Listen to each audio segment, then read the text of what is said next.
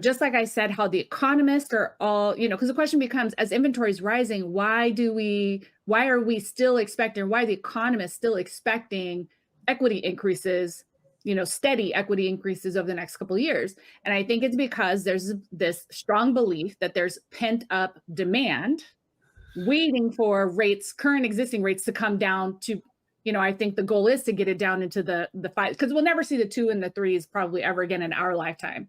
But like getting back to the high 5s, maybe low 6s, mid 5s, like as soon as it gets down, I think into mid 5s, I think there's going to be, a ton of buyers that are, and really it's going to be existing home sellers coming out of the woodworks to like do their shift, their move, their upside, upgrade or downsize in their, or relocating just communities, whatever they're looking for.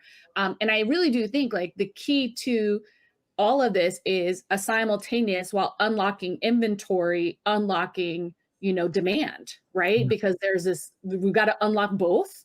And, things that I think are the future of real estate, like to help unlock that, are right now assumable mortgages, I think are a powerful opportunity to, unlock demand and unlock inventory. Because like for me, for example, I have a 2.9 interest rate on my home. I only owe about, on its value, maybe a quarter of what its value. But if I know the next home I buy is going to cost me the same, it's going to be smaller than the current home, which, is acceptable to me because I just want a smaller home at this point. But, I don't want to double my interest rate to move. But if I know the home I buy is assumable, I have a ton of equity in my existing home to apply towards that purchase. And then to assume that existing homeowner's loan that's also equivalent to my own, it's in the 2s, it's in the 3s. That's an acceptable, like lovely situation for me, right? That's a dream scenario compared to, if I have to, purchase again and, double my mortgage payment because I've just been used to this payment for so long.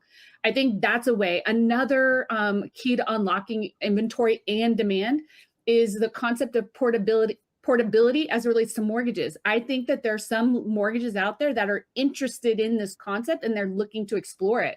So imagine if I could take my existing loan and shift it into my new property. So, because really loans are not about the challenge today isn't the property itself, it's the borrower, right? That's what the loan is based on. So if I could say, hey, I'll pay a fee, I'll pay a point, and let's move my current loan to my next property, I'll keep paying it. And then I'll pay cash on the balance.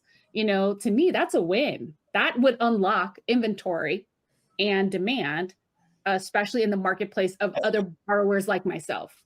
Do you think that there's a specific target to whether it be like a mortgage amount target, a range, say like mortgages between, I don't know, 70 to 300,000, or would you like more focus on like FHA and try to like really help again that first time buyer that typically will often use an FHA loan as their vehicle into home ownership, or VA? VA is already assumable. FHA is also. Mm-hmm. And FHA and USDAs are all assumable. So there's quite a few. So you're saying move conventional loans into the assumable market. Say that again? Like you're saying conventional loans in addition, and you'd like to see them open up.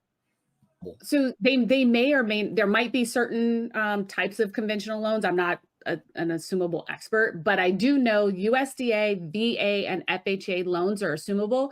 And a common misnomer is you do not have to be a VA borrower to assume a VA loan. Yeah. You don't have to be. So there's opportunity there. And who's that addressable market for these assumables? I think the biggest majority of the marketplace for that are the existing homeowners today that we need them to move up, right? There's a significant amount of them that the only reason they're staying in their home is because of the interest rate that they're locked into, that they love, right? And they just can't imagine paying more for a house and also having a higher monthly expense associated with it. So if we can like shift them into a new home, their upgrade or downsize, then that opens up that other, some of that more affordable housing that's a new first-time home buyer can now purchase into because it's the right size, right location, et cetera, for this first-time home buyer, right? So that's the opportunity there. And there might be some, because the reality is first-time home buyers aren't likely to have they don't have the equity support of an existing home to do an assumable mortgage. And I think it's less about price range for the assumables as it is about the loan to value ratio. But like, for example, the vendor I know and work with for assumables, they will help those borrowers finance the difference if necessary. So even if they don't have the equity, they can finance the difference at today's rates, but that's still a lower overall cost of acquisition to bundle it with a lower rate assumable along with an existing rate on the balance, the difference.